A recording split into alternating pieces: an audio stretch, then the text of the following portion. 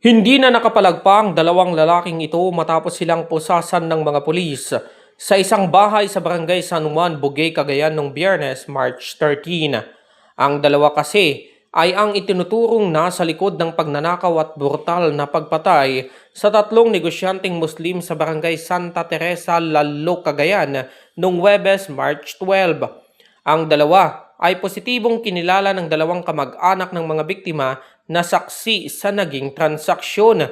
Nakuha din sa kanilang pag-iingat ang ilang matataas na kalibre ng baril, kabilang ang G3 Taurus 9mm pistol, isang M16 rifle na may buradong serial number, 9 na magasin ng M16, dalawang magasin ng 9mm, mahigit 150 na bala ng M16, 15 bala ng 9mm, dalawang improvised pistol shotgun, isang rifle grenade at iba pang kagamitan.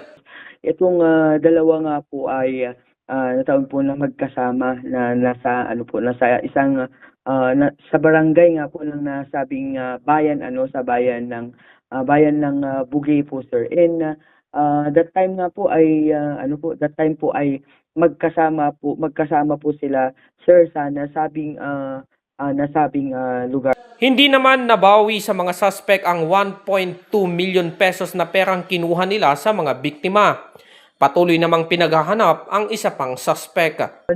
Ang atin pong mga suspect nga po, ang atin pong isa sa mga suspect ay